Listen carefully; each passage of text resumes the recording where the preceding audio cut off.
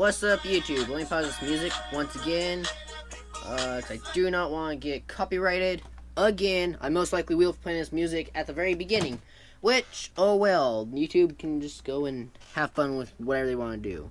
They got better things to worry about than for my music. Anyways, I've been copyrighted already once for you having music on. I'm remaking a video right now because the video I was trying to upload is taking forever, and I'm just gonna do it all in one clip, so I can just do it and make it done with, basically. So I'm just basically talk about two lizards on a buy. One lizard I have is a leopard gecko right here. See if he'll wake up. There he goes. You can't really see him. Oh well. I'll put him in here. I'll just put the camera in there so you guys can see what he looks like. Let's see if you guys can see him. Hopefully you guys can see him. It's all dark.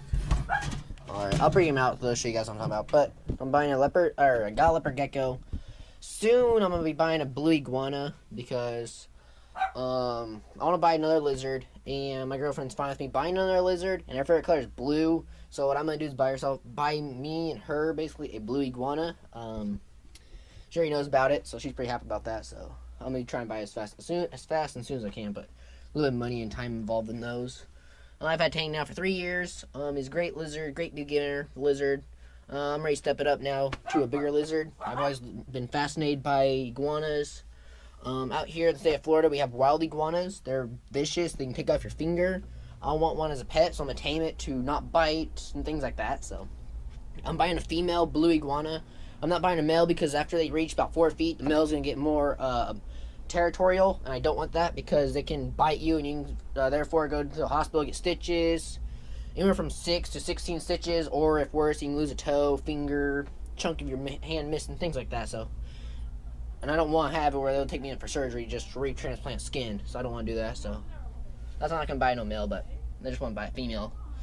And basically, I'm not gonna name it though. My girlfriend's the one who's gonna name it, so that's pretty cool. So I'm letting her name it, whatever. I don't really care what the name is.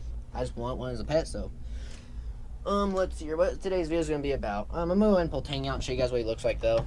I already pulled him out once for the first video, and he didn't really mind at all.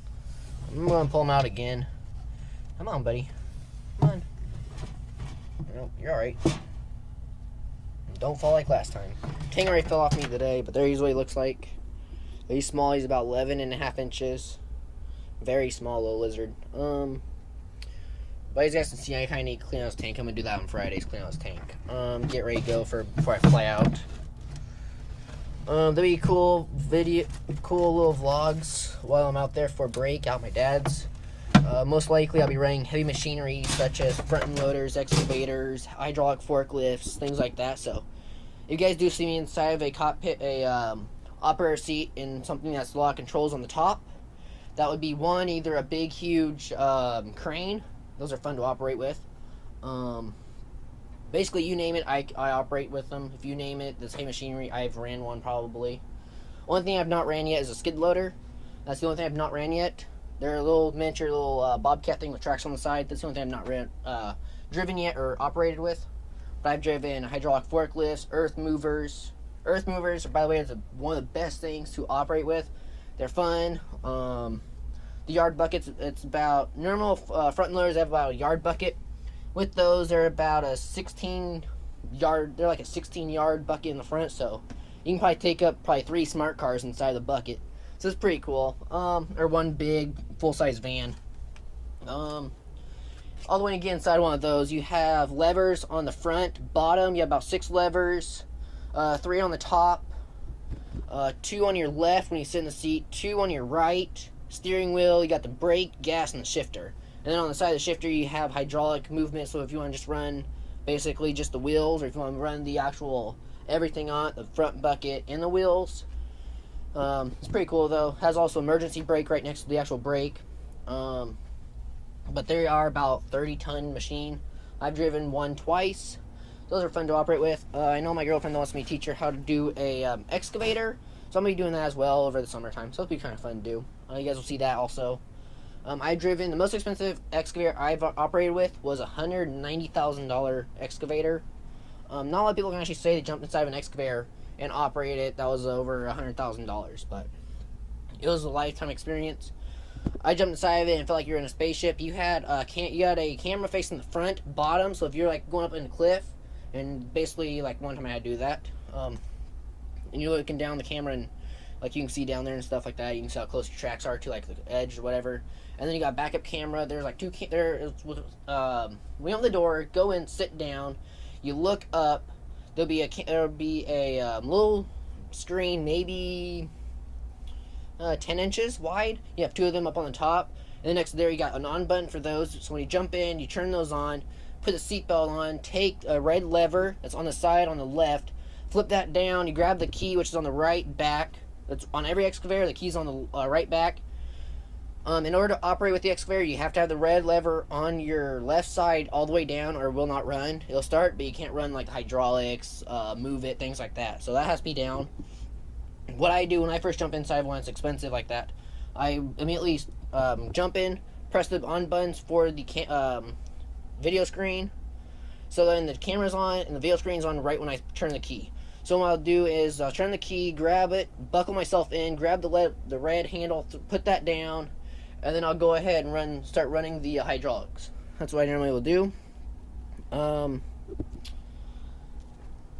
I may just have changed shirts. If you still want to climb up on me, I may have changed shirts.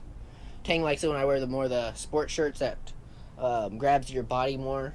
I don't like them though. Well, actually, I love them for 3 reasons, but Tang likes them more than I do, I think. The Easy has really no grip on, so. But let's see here. So those are pretty like a spaceship when you get inside them. They're pretty cool. Now, they're expensive though.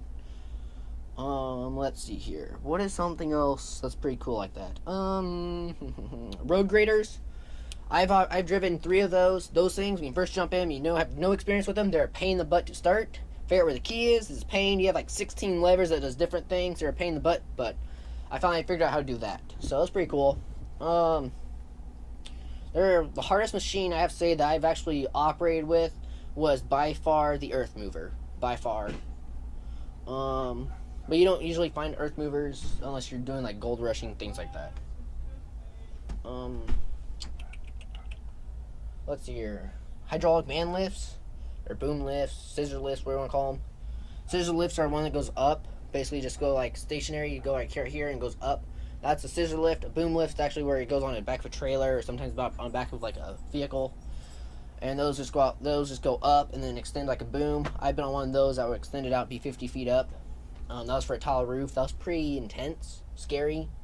Let's just say I succeeded the max weight limit in it, and the warning tipping light started coming on. So it was a little scary of a moment, but it was worth it.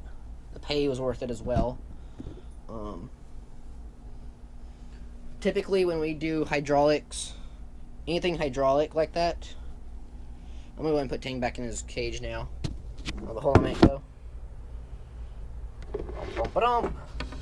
Here you go, buddy. Put you on the rock. Tang's back up on the rock. He's right there.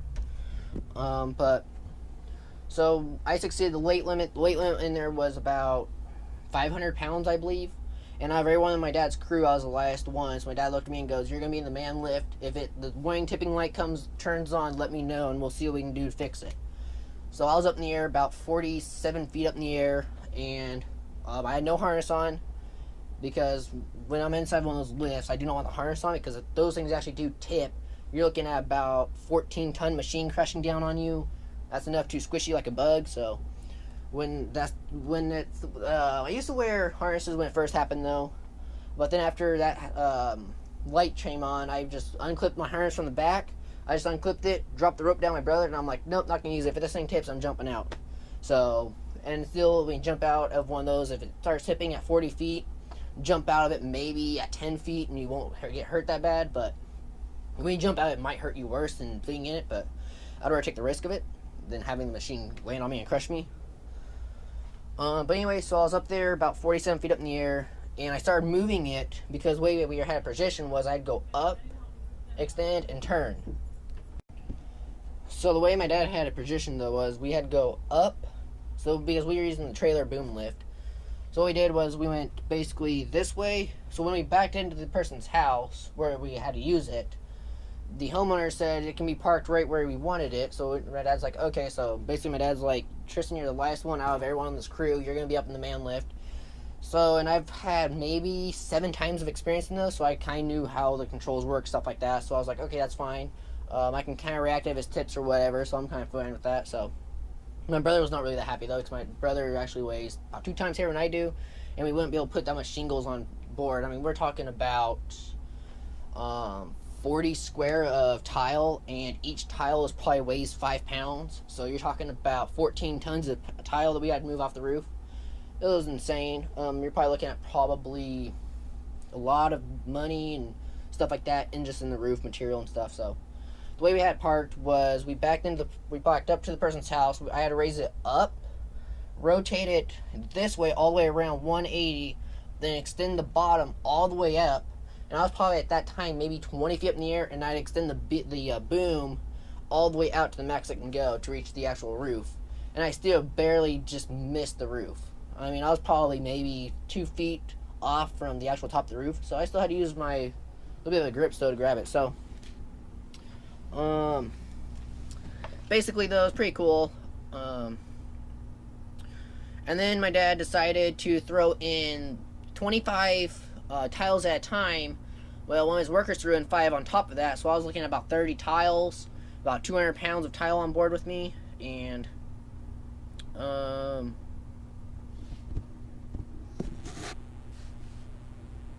hold on, guys. I'm texting my bae already. She's back in her class.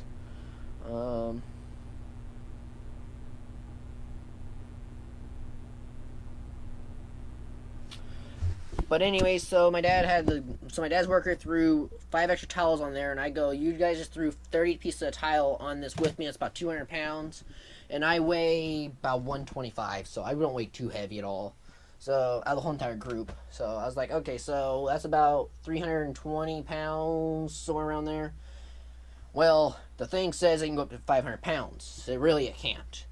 The actual booms can go up to 500 pounds. The bucket can only go up to 300. So, we succeeded that. Well, I started going and rotating it really, like, as fast as I normally do it, where basically you can be stationary and you can turn as fast as you want. I was probably turning it maybe 2 miles an hour, maybe. I mean, it was going a little bit fast, but I turned it, I cleared the roof, and then right when a gust of wind came by and hit it, the whole entire thing went like this and started going like that. So, it was like, okay, we have too much towel on it, so that was like one experience with it. Everything else was pretty cool. So, guys, basically, that's about it for this video for today. Like, subscribe, check out my website once again, order some shirts. I'm doing a thing for my website, so if you guys do want to order a shirt for the next 4 months, I'll be signing all the shirts that come through as an order. So that's pretty cool.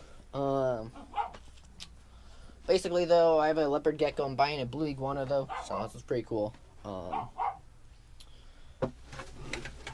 This right here is probably about 3 feet. That's how big the iguana will be when it's first born. Actually, when it's first like a juvenile / baby. When they're a baby, they grow to be about, when they're first born, they're about 1.5 feet when they're first born. So different things are kind of cool. Just in case we got new subscribers out there, I'm a rescue diver, I wish I was a rescue diver, but I'm not. I'm just a scuba diver in general. I have most of my dive logs right here. Here's a scuba book right here as well. Dove with some sharks, things like that. You guys have any questions about like scuba gear, like tank size I like to dive with, things like that, gear I use, anything, just post in the comments down below and I can get back to you guys about that. So that's what's pretty cool. So guys, have any questions about like lizards, things like that, what lizards I like, what lizards are good for beginners, intermediates, experts, things like that, I can tell you guys. I just don't want to make this video too long. But basically, I can cover a whole bunch of subjects in scuba diving and lizards. So if you guys have any questions in that, just let me know. Feel free to comment down below. It's free to comment. It's also free to subscribe. So just go down and subscribe, basically, and that's about it. So guys, check out my website. Have any questions? Post in comments down below. See you guys later. Signing out.